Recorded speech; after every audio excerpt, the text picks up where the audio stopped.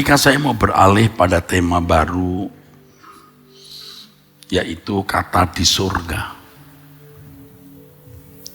rupanya masih ada yang tersisa yang harus saya sampaikan.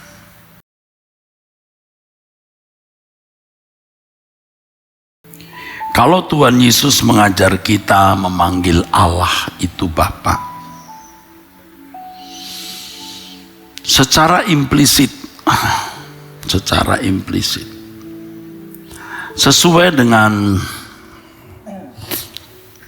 tatanan yang Tuhan Yesus kemukakan dalam berbagai dimensi atau dalam berbagai sudut, bahwa kita tidak dapat mengabdi kepada dua Tuhan, bahwa terang tidak bisa bercampur dengan gelap. Maka kalau kita memanggil Allah sebagai Bapa, maka kita tidak boleh menjadi anak yang lain.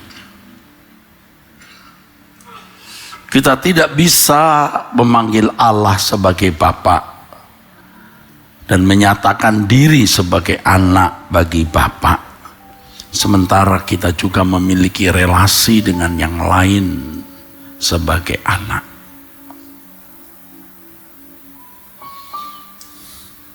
Kita menjadi anak Allah sepenuhnya atau tidak sama sekali.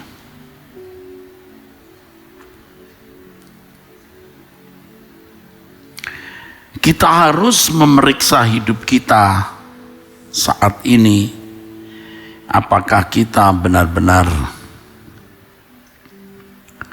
berkualifikasi sebagai anak Allah atau tidak.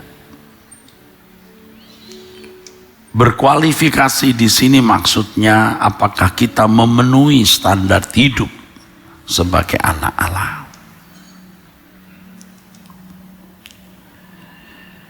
Kekristenan yang telah merosot, kekristenan yang mengalami devaluatif,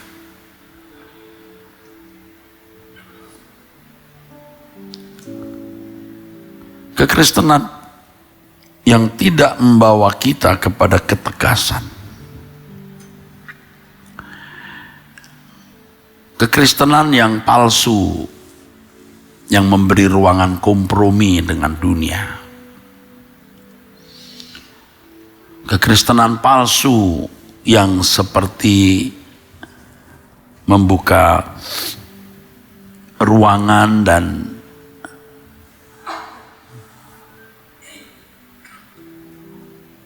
tidak menentang adanya dualisme dalam kehidupan. Kekristenan yang sejati, kekristenan yang menantang kita berdiri di pihak siapa. Di dalam kekristenan tidak ada peluang untuk ada di tempat yang disebut mediokritas, tempat di tengah. Kita harus memilih Tuhan, Allah, Bapa, surga, atau yang lain, dan sama sekali kita tidak bisa memilih dia. Ia tidak bisa diduakan, saudaraku. Dan fakta ini mestinya menggetarkan kita, mestinya menggetarkan kita.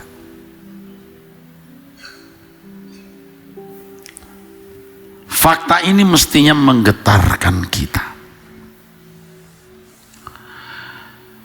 Kita tidak mendengar suara yang tegas, yang kadang harus memuat ancaman.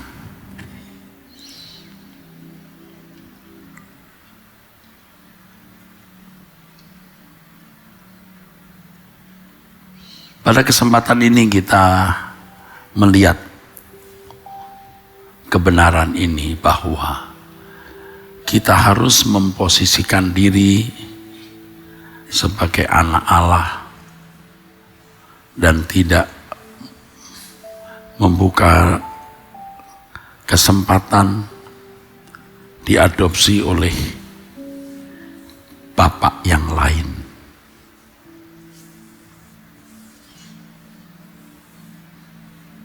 Kita harus keluar dari kubangan, lilitan, belenggu kehidupan orang-orang yang berkeberadaan sebagai anak-anak dunia.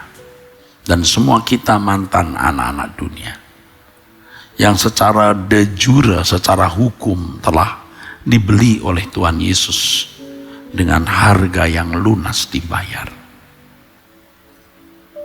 Secara hukum kita milik Allah, tetapi secara kenyataan, secara de facto, mungkin kita belum menjadi anak-anak Allah. Itulah sebabnya Tuhan Yesus berkata, belajar padaku. Jadikan semua bangsa muridku. Jangan serupa dengan dunia ini. Sebab Yesuslah profil dari anak Allah yang Bapa kehendaki.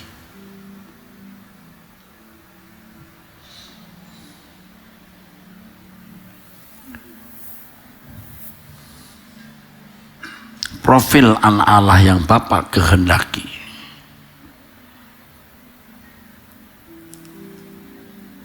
Yang ciri dari kehidupan anak Allah itu adalah melakukan kehendak Bapa.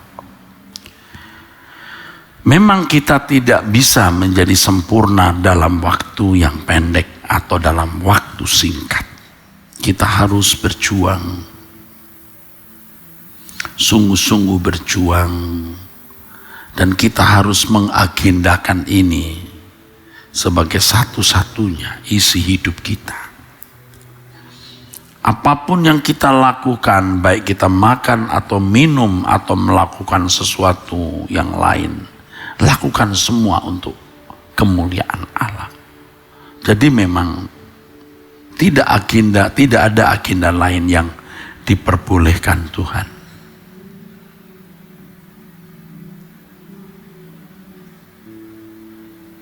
Kita miliki dalam hidup ini. Tidak boleh. Tidak boleh. Kalau kita berkeras masih memiliki agenda lain dalam hidup ini, kita celaka, saudara.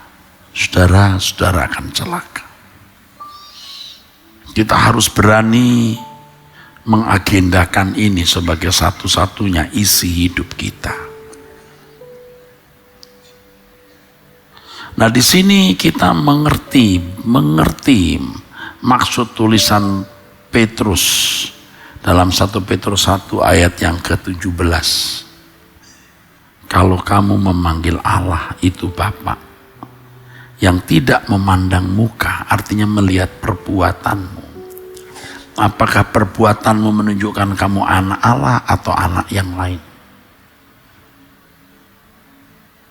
Hendaklah kamu hidup dalam ketakutan selama menumpang di dunia. Tentu takut yang kudus. Takut yang kudus.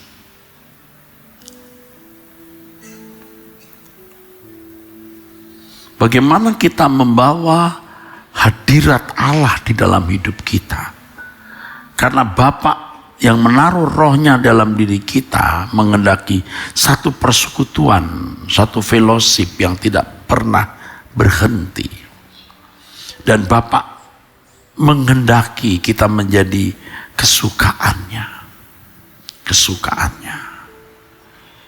dalam segala hal yang kita pikirkan, dalam segala hal yang kita ucapkan, dalam segala hal yang kita lakukan.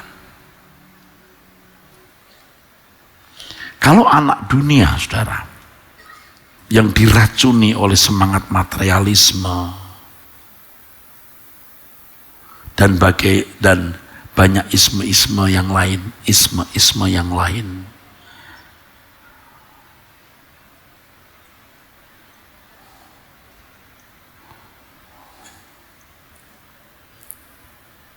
itu tidak bisa menjadi anak Allah. Demi materi, demi uang, dia bisa melakukan apa saja.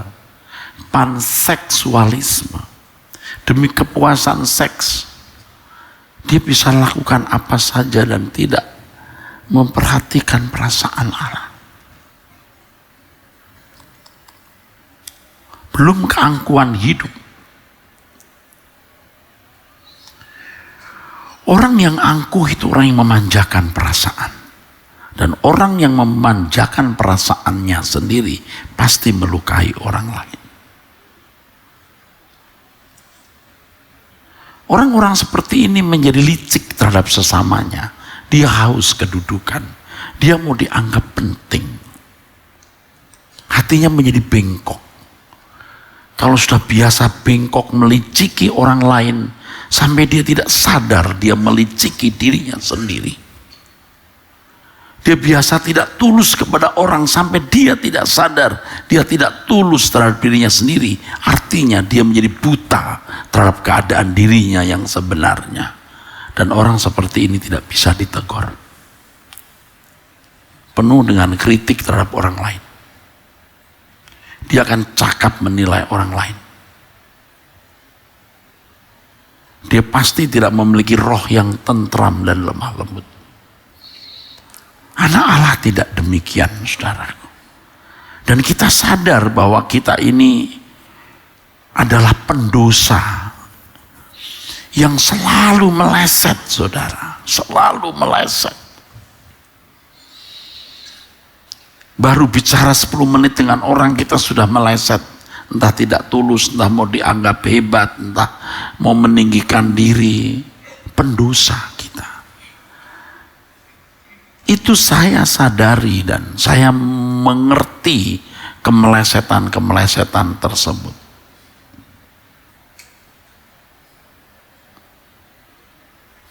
Mengerikan, saudara. Makin kita mengenal kebenaran, makin menghayati kekudusan Allah, makin kita melihat banyak kemelesetan dalam hidup kita. Dan itulah perjuangan yang tadi saya katakan agenda itu. Sebab kita telah ditebus, 1 Petrus 1 ayat 18, dari cara hidup yang sia-sia. Apa itu cara hidup yang sia-sia? Ya, cara hidup manusia pada umumnya. Sekarang kita dibawa untuk memiliki cara hidup yang baru. Cara hidup anak Allah. Tiada henti 1 Petrus pasal 1 itu, saudaraku. Tiada henti kita gali kekayaannya. Jadi kalau kita ditebus supaya kita menjadi anak Allah, bukan hanya status tapi juga keberadaan. Maka kepada orang-orang yang menjadi anak-anak Allah ini, kalau kita membaca 1 Petrus pasal 1 ayat 3 dan keempat, ditunjukkan kepada kita bahwa kekayaan kita di surga, rumah kita di surga. Ayat 13, agar kita menaruh seluruh pengharapan kita pada penyataan kedatangan Tuhan, agar kita menjadi kudus di dalam seluruh hidup kita. Saya mengatakan ini bukan sebagai orang yang sudah kudus. Saya sedang berjuang. Maka saya tulis lagu ini dengan air mata. Jagaku ya Bapa, lindungi aku, agar ku tidak bercela di hadapanmu. Peganglah tanganku, beri kekuatan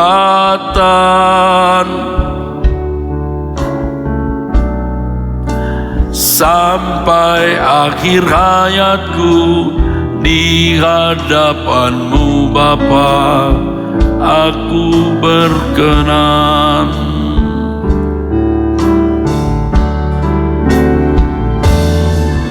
Engkau Bapa yang setia, dan tetap setia sampai kapanpun Engkau beserta. Dalam pergumulan saat kepicikan, nasihat-Mu selalu Kau berikan. Padamu ku percaya dan tetap ku percaya, Kau batu karang perlindunganku. Ku hanya mau pulang ke rumah Bapa tenang, wajah Tuhan Yesus rinduku pandang.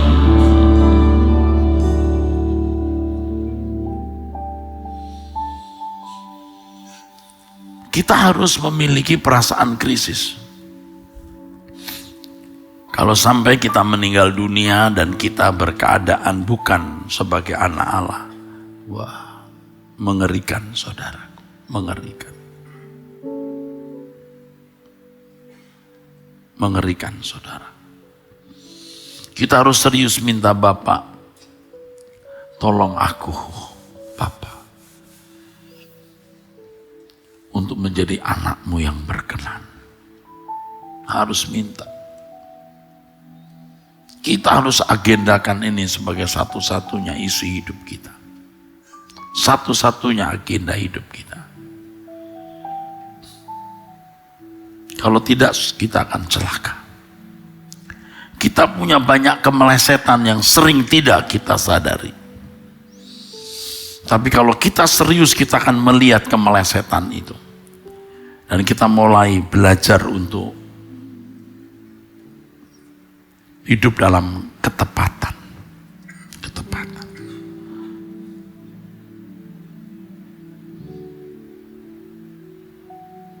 Kita jangan menjadi gusar karena belum menikah, tidak punya anak. Karena apapun.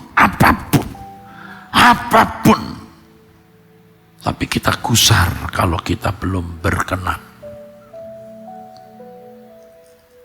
Salah satu yang ya kalau buat saya kiat gitu. Saya sering mengatakan aku mau pulang. Aku mau pulang. Dan itu membuat saya lebih sungguh-sungguh untuk tidak melakukan kesalahan apapun. Sabar, tidak membalas dendam, mengerti orang lain, menahan perasaan. Ya, aku mau pulang. Tidak punya apa-apa, tidak apa-apa, aku toh mau pulang.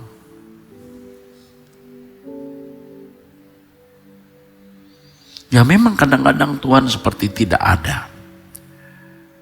Tapi Dia Allah yang patut kita percayai.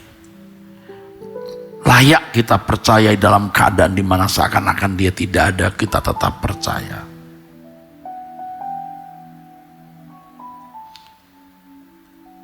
Saya menyanyikan lagu ini sendiri, saya bisa berlinang air mata, saudara.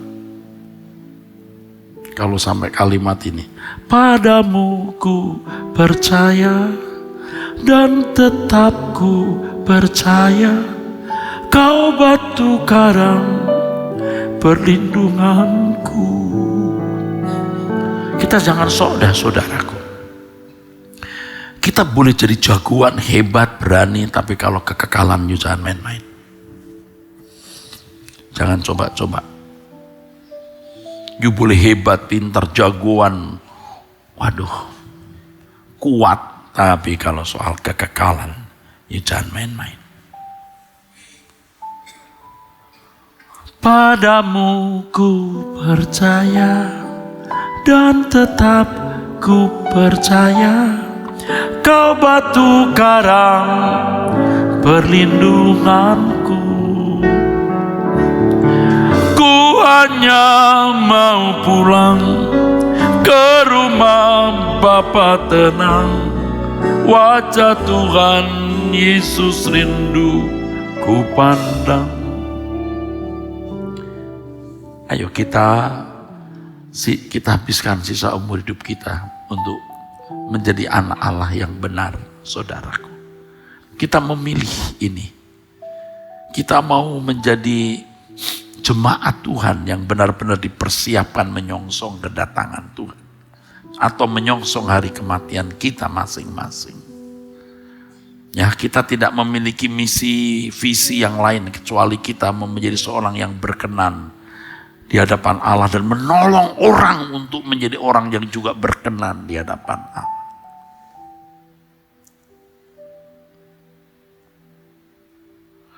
Kalau aku minta Tuhan jagai aku, itu lebih dari kesehatan. Karena aku harus menjagai kesehatanku sendiri. Jagai aku bukan ekonomiku karena aku harus kerja keras. Jagai aku bukan sekedar ada orang-orang jahat kepadaku asal aku tidak melawan, aman. Tapi kalau tetap dia mau menjahati aku, biar Tuhan yang berperkara. Tapi jaga aku agar aku hidup tidak bercacat di hadapanmu.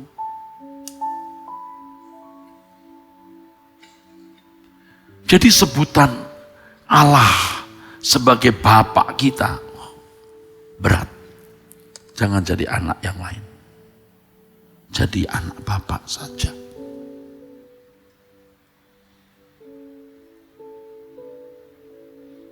Jagaku ya Bapa, lindungi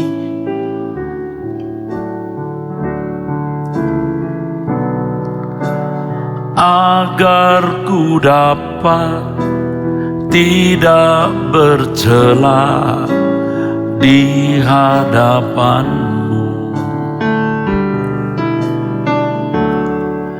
Peganglah tanganku, beri kekuatan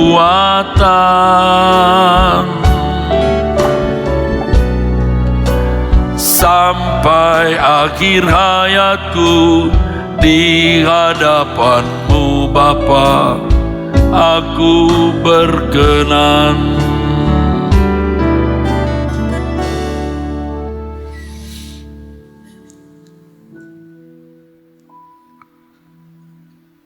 Jadi tidak ada yang kita anggap persoalan besar kecuali kita hanya mau berkenan.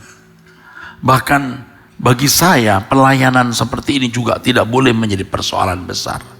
Karena saya tidak punya kepentingan untuk kebesaran nama, uang, ataupun bentuk materi lain. Aku hanya punya kepentingan bagaimana hidupku diubah. Aku mengerti kehendak Allah. Aku membagikan pengalamanku, membagikan pengertian kebenaran yang kupahami dari Alkitab. Dan bisa menjadi berkat sarana Allah mengubah manusia. Bukan mengisi pikiran dengan doktrin dan sistematika teologi semata-mata, tapi mengubah hidup.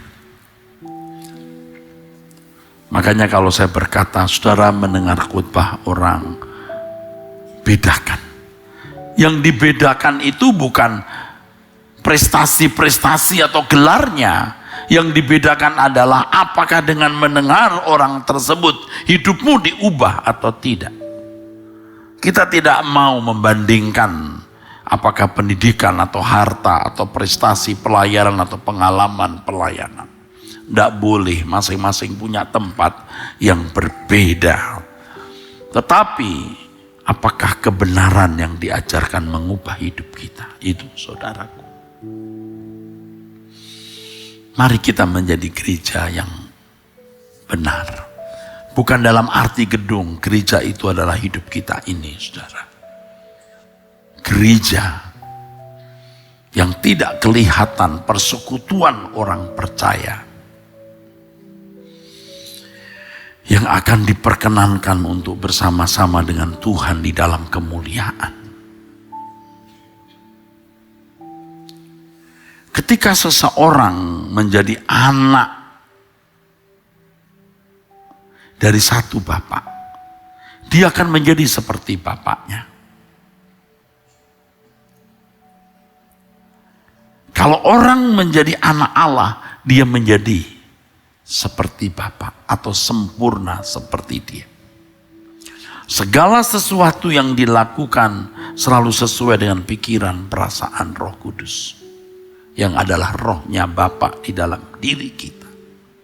Tapi anak dunia, gaya hidup, cara berpikir, sikapnya pasti seperti manusia pada umumnya, saudaraku. Seperti manusia pada umumnya. Itulah sebabnya dalam Roma 12 ayat yang kedua, jangan serupa dengan dunia ini.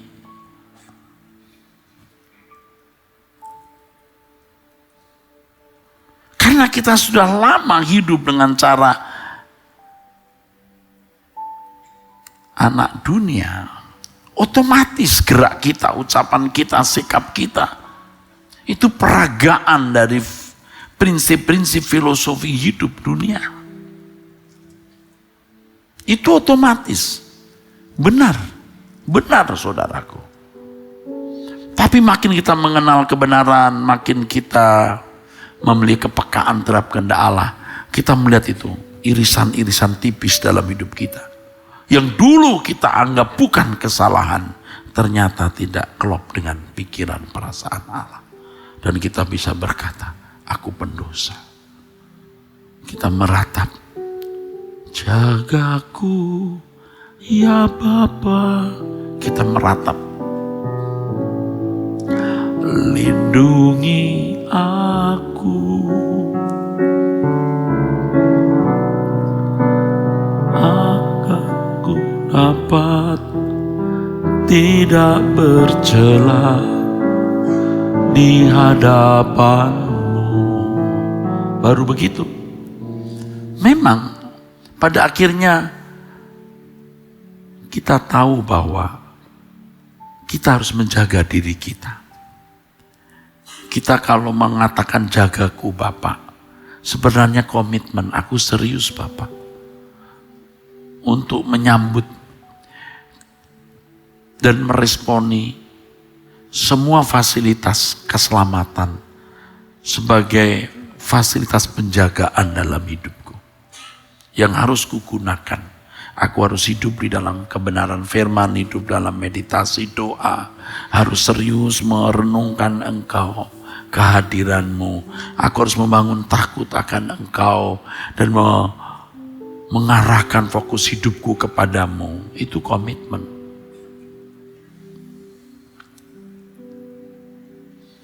Dalam doa ya saudara, kadang-kadang saya mengatakan, karena ini tidak selalu saya ucapkan, tapi kadang-kadang saya berkata, kalau aku boleh meminta, ya Tuhan, ya Bapa, saat ini, biasanya dini hari ini, aku minta ubah hidupku.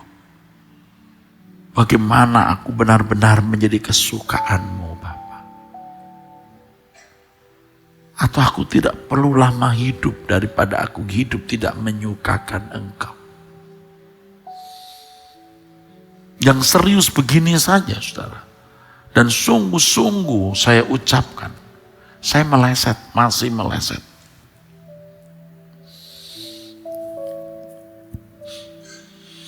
Ada catatan-catatan atau rekaman-rekaman doa saya yang mungkin tidak perlu saya perdengarkan. Biasanya akan menjadi lagu ini nanti. Akan jadi lagu. Seperti ini jadi lagu. Waktu kita lagi berdoa, jagaku ya Bapa. Itu saya dapatnya malam atau dini hari. Lindungi aku, pelan sekali. Baru besoknya saya dengerin lagi, saya besarkan, saya tulis. Agar ku dapat tidak bercela di hadapan-Mu. Air mata kita berderai. Peganglah tanganku, beri kekuatan. Itu air mata kita berderai, saudaraku. Kita serius. Ini pun tidak mudah loh kita, saudara. Bisa menjadi anak Allah. Artinya berkeberadaan sebagai anak Allah. Nah, banyak orang berpikir kalau sudah percaya Yesus dia menjadi anak Allah. Tidak naif, tidak dangkal seperti itu, saudara. Kalau saya mengajarkan ini nanti orang berkata keselamatan karena perbuatan baik. Saudara, sehebat apapun kebaikan kita, Yesus tidak mati di kayu salib sia-sia. Justru kematian Yesus di kayu salib membuat kita harus bertanggung jawab. Kalau Yesus tidak mati di kayu salib, kita tidak perlu bertanggung jawab. Karena memang tidak ada perhitungan lagi, semua masuk neraka. Tapi Yesus mati di kayu salib, ada peluang di mana kita mendapat kesempatan di hadapan pengadilan Tuhan. Dan kita sebagai anak-anak Allah, diadili di hadapan tahta Kristus, di mana kita diharapkan, dikehendaki, berkenan kepadanya. Seperti yang dikatakan Paulus dalam 2 Korintus pasal 5 ayat 9 dan 10. Ia berusaha untuk berkenan kepada Allah. Jadi Bapak Ibu harus menyediakan waktu, lalu membuka diri.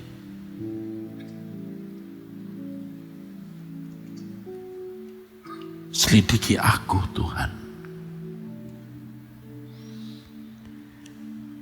Menurut penilaianmu, seberapa aku berkenan di hadapanmu.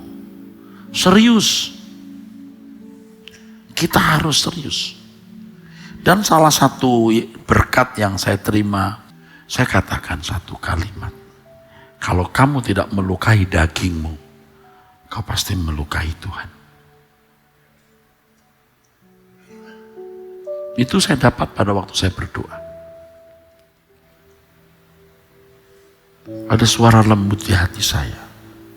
Kalau kamu tidak melukai dagingmu, kamu melukai Tuhan.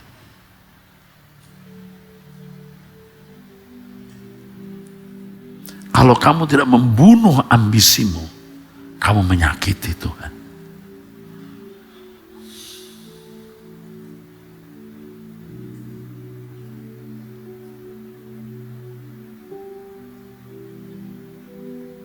Anak-anak Allah harus berani meninggalkan manusia lama dan mengenakan manusia baru. Dan Allah akan menolong kita untuk mengenakan manusia baru itu. Roh Kudus akan menolong kita. Tapi kita harus menggeliat dengan target yang jelas. Dan target itu bisa dihayati oleh seorang yang berjalan dengan Roh Kudus, bukan dengan rumusan-rumusan sistematika, dogmatika. Saya tidak menganggap sistematika, dogmatika tidak penting, itu penting. Tetapi lebih dari itu harus ada perjumpaan dengan Allah. Karena Allah itu ada, Allah itu hidup. Jangan takut dengan subjektivitas. Kalau kita memiliki nurani yang tulus, kita belajar firman dengan benar, saudara akan dituntun untuk itu. Di gereja ini ada lebih 80 judul, mungkin hampir 90 judul atau 80 lebih judul buku. Itu bukan sedikit. Dari buku-buku itu saudara bisa dipandu. Tapi lebih dari buku-buku itu, saudara harus berhubungan langsung dengan Allah. Kita bukan tidak memiliki penjelasan sistematika pengajaran, ada bukunya. Puluhan, ribuan, belasan ribu lembar dibaca.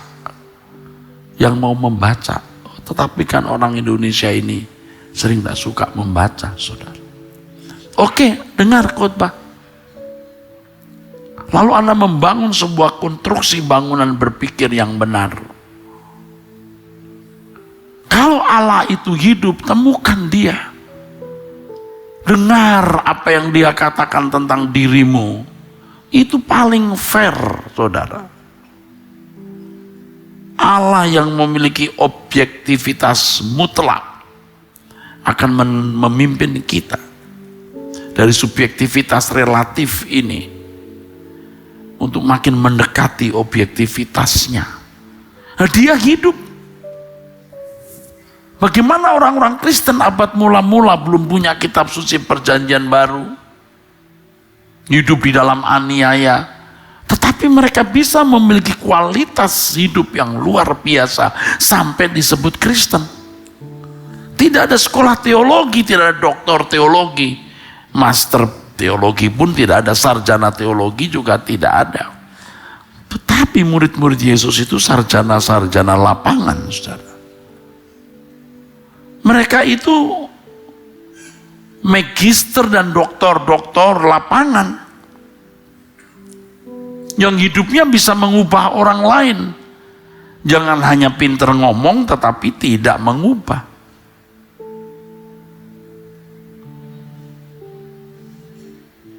Nah, saya juga harus berkata kepada diri sendiri, kamu merubah orang enggak? Kalau hanya khotbah lalu orang ngerti, pulang tanpa perubahan, aduh saudara, rugi kita mengadakan kegiatan semacam ini, rugi kita, rugi sekali, lelah, capek, tidak ada buah yang jelas. Kita semua harus bergumul, saya bergumul, saudara juga harus bergumul, membawa diri di hadapan Allah. Aku layak tidak menjadi orang yang dipanggil anak.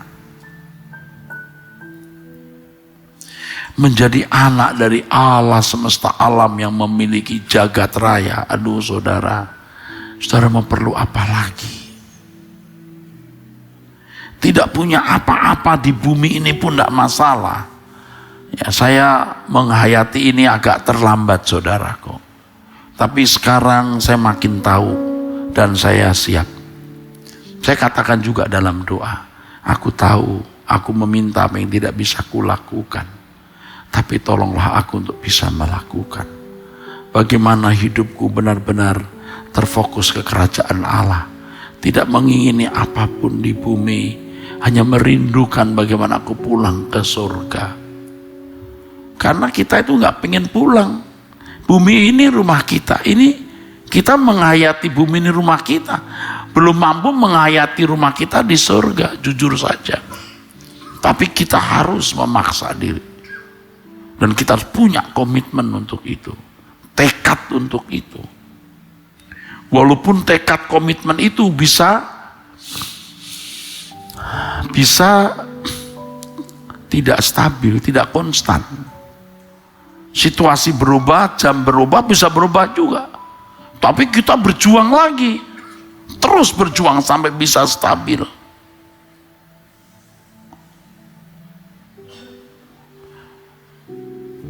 Sehingga kita bisa berkata, ku hanya mau pulang ke rumah Bapa tenang.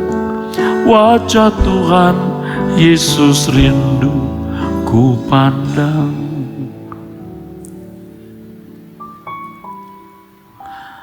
Ku hanya mau pulang ke rumah Bapa tenang. Wajah Tuhan Yesus rindu ku pandang. Ya kadang-kadang saya melihat hidup saya sendiri juga mengerikan nih, ke depan jadi bagaimana nih. Dengan prinsip-prinsip hidup seperti ini bisa dimengerti orang tidak. Tetapi inilah kebenaran Injil yang harus kita kenakan. Dan banyak bicara. Apakah hidupmu berdampak untuk orang lain? Itu. Dari keluargamu, orang di sekitarmu, sampai orang jauh. Seberapa engkau punya belas kasihan terhadap penderitaan orang. Seberapa engkau punya hati yang lapang untuk orang-orang yang salah dan berbuat dosa. Seberapa engkau punya kecintaan kepada setiap orang.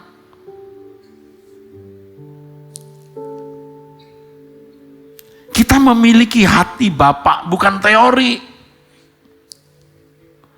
Like father, like son.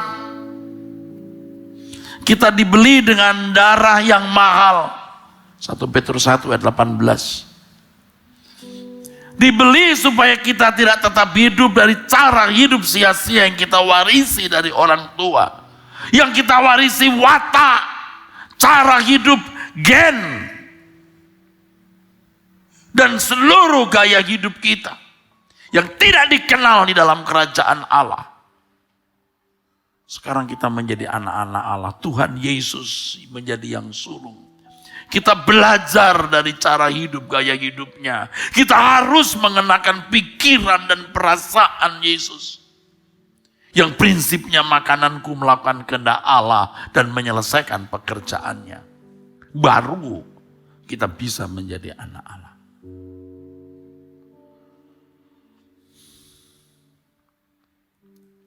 Kalau di 1 Petrus pasal 1 itu, saudara, ada ayat yang luar biasa. Di ayat 14. Coba kita lihat. 1 Petrus pasal 1 ayat 14. Hiduplah sebagai anak-anak yang Anak Allah maksudnya bukan anak-anak kecil, bukan anak dunia. Hiduplah sebagai anak-anak Allah maksudnya. Terus. dan jangan turuti hawa nafsu yang menguasai kamu pada waktu kebodohan. Kamu masih punya hawa nafsu yang menuntut untuk dipuaskan. Tapi kalau kamu membiarkan dirimu hanyut dalam keinginan daging, kamu mengkhianati statusmu sebagai anak Allah. Kalau kamu tidak melukai dagingmu, kamu menyakiti hati Bapa. Kita harus berani meninggalkan dan menanggalkan manusia lama. Amin.